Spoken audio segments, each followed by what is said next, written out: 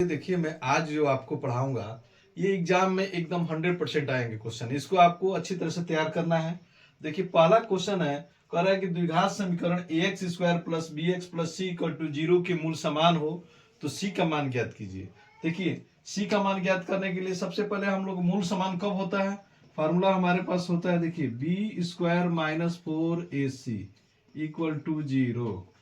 ठीक है, तो बी स्क्वायर यहाँ पर हम लोग को ले लेना है, बी के जगह पर बी ही है और 4ac ए के जगह पर और सी के जगह पर दोनों जीरो ही। तो क्या करेंगे, बी स्क्वायर को इधर लेकर चले आएंगे, बी स्क्वायर को इधर लेकर आएंगे तो क्या होगा 4ac equal to minus b square. दोनों तरफ से आप हटा दीजिए, c equal to b square upon 4a हो जाएगा। ये हमारा आंसर हो जाएगा। ठीक है, देखिए सेकंड क्वेश्चन कह रहा है कि रैखिक युग्म 2x plus 3y equal to 5 4x plus ky equal to 10 के अपरिमित रूप से अनेक हल है तो k का मान ज्ञात कीजिए। k का मान अपरिमित रूप से अनेक हल है, कैसे निकालते हैं? पहले आप सबसे पहले क्या करेंगे, इक्वेशन लिख लेंगे। समीकरण लिखिए 2x plus 3y equal to 5 है और सेकंड है 4x plus ky equal to 10 है।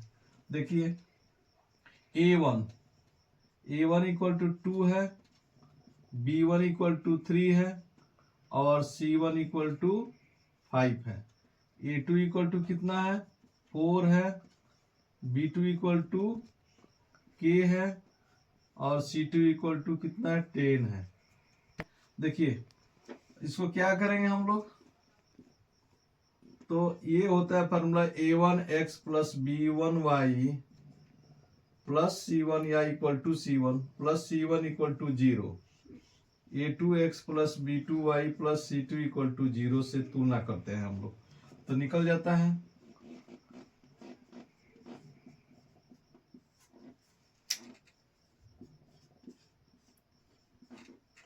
देखिए a1 की जगह पर आपका कितना है, a1 की जगह पर 2 है, a2 की जगह पर 4 है, b1 की जगह पर 3 है, b2 की जगगह पर k है, c1 c2 की जगह पर इतना। और परिमित रूप से कह रहा है कि परिमित रूप से अनेक हल है तो फार्मूला क्या होता है, a1 बटा में a2 इक्वल टू b1 बटा में b2 इक्वल टू c1 बटा में c2। मान रख दीजिए a1 का मान कितना हुआ 2/4, b1 का मान 3/k, c1 का मान 5/k।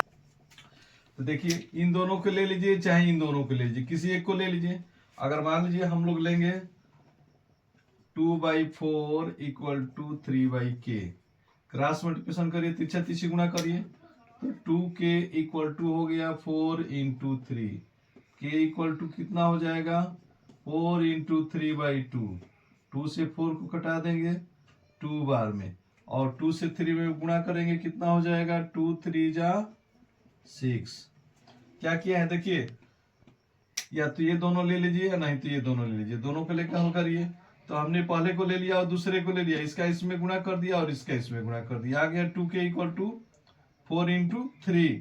अब k इक्वल टू निकालेंगे तो 2 से भाग कर देंगे, 2 से भाग करेंगे तो 2 बार में कटेगा 2 3 जा 6, k का मान आपका आ गया 6। ये आंसर हो गया। ठीक है, क्वेश्चन कह रहा है कि द्विघात समीकरण x square minus 3x minus 10 equal to 0 के मूल ज्ञात कीजिए।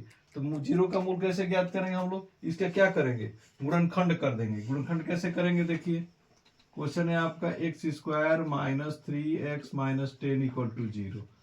10 को हम लोग का ऐसा गुणनखंड करना है कि गुणा करने पर कितना हो जाए 10 हो जाए और जोड़ने या घटाने पर 3 हो जाए। तो देखिए 10 का खंड करेंगे 2 इंटू 5 और 5 में से हम लोग क्या करेंगे 2 को माइनस करेंगे, कितना आ जाएगा 3 आ जाएगा।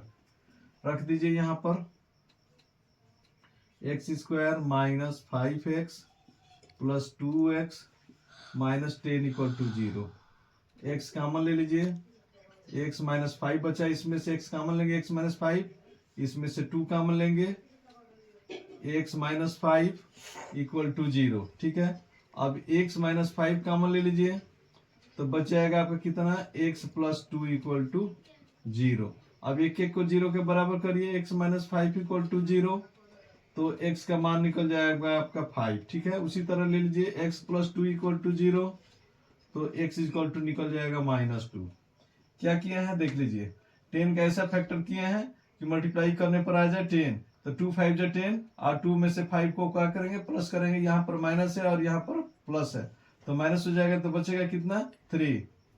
अब इसमें से कॉमन x ले लिया, फिर इसमें से कॉमन ले लिया 2, बच गया x + 2। अब यहाँ से ले लेंगे हम लोग x - 2 और इसको 0 के बराबर कर लेंगे। ठीक है। अब देखिए 4 नंबर क्वेश्चन कर, यदि समतल मैदान पर एक मीनार की छाया की लंबाई उसकी ऊंचाई की करनी में 3 गुनी है, तो उन्नयन कोण का मान ज्ञात कीजिए। उन्नयन कोण ज्ञात करना है तो सबसे पहले हम लोग क्या करेंगे, एक फिगर बना लीजिए। फिगर बनाइए, ये आपका उन्नयन कोण हो जा रहा है। कह रहे कि समतल मैदान पर एक मीनार की छाया की लंबाई, छाया की लंबाई, यह मीनार है, इसकी छाया की लंबाई ऊंचाई की 3 गुनी है। तो अगर ऊंचाई हमने x पुट किया तो ये कितना हो जाएगा, √3x। अब इसको कर लीजिए ABC। मान लीजिए माना कि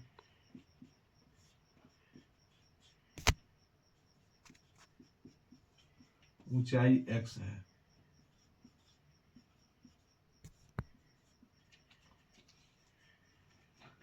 तो tan थीटा का मान ज्ञात कीजिए। आप लिखना चाहें तो लिख सकते हैं AB = x, BC = √3x। अब tan थीटा लेंगे हम लोग। tan थीटा क्या होता है, लंब बटा में आधार।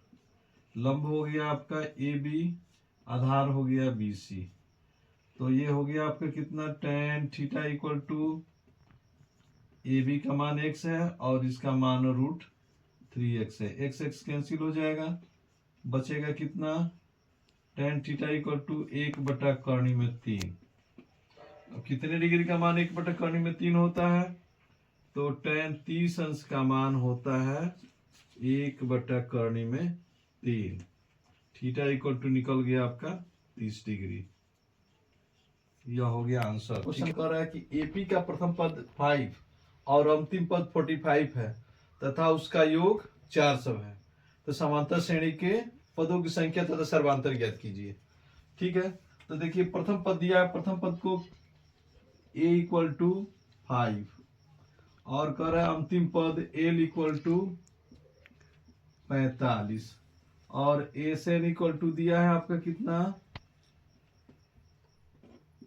400। तो फार्मूला हमारा होता है SN = n/2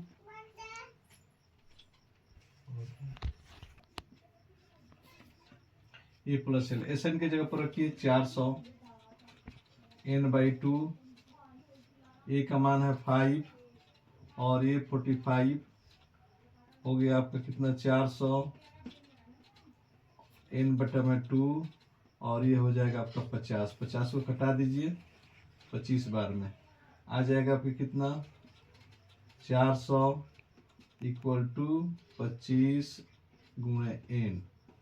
n का मान निकाल दीजिए, n = आ गया 400/25।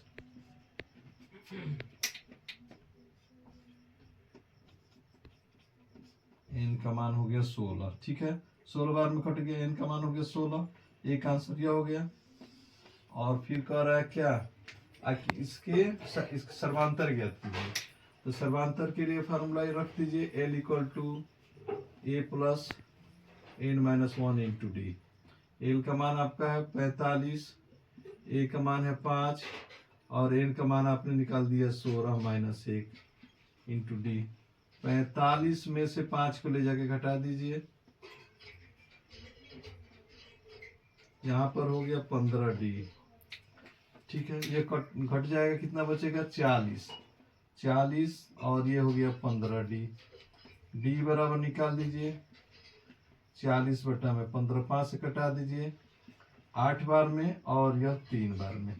यह आपका d का मान हो गया और एक आपका n का मान। दो आंसर हो गया। A - B = √3/2 और sin A + B = √3/2। तो A और B का मान ज्ञात करना है।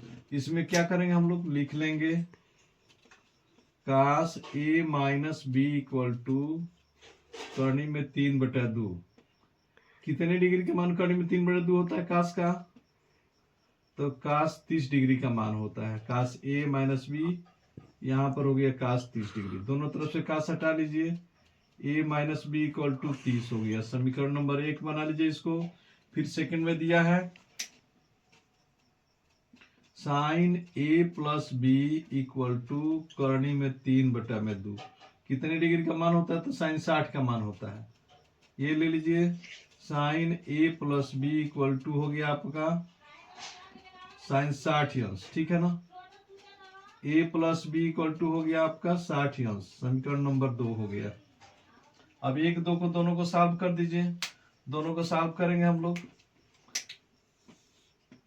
एक है आपका a minus b equal to 30 degree और दूसरा है a plus b equal to 60 degree. देखिए एक प्लस और एक माइनस है, जोड़ देंगे तो दोनों b कट जाएगा। तो जोड़िए, 2a हो गया और ये हो गया 90। a बराबर निकाल लीजिए, 90 बटा कितना आ गया 2, 2 से कटाइए, a बराबर निकल गया आपका 45। ठीक है। अब a का मान क्या करेंगे? a का मान 1 में या 2 में किसी में रख दीजिए। यह फर्स्ट इक्वेशन है, यह सेकंड है। लिखिए a का मान समीकरण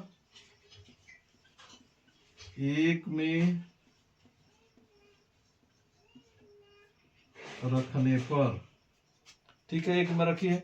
1 में रखेंगे, 1 हमारा है 45 माइनस बी बराबर आ गया आपका 30, माइनस बी बराबर 30 माइनस 45, माइनस बी बराबर हो गया माइनस 15, बी बराबर निकल गया आपका 15।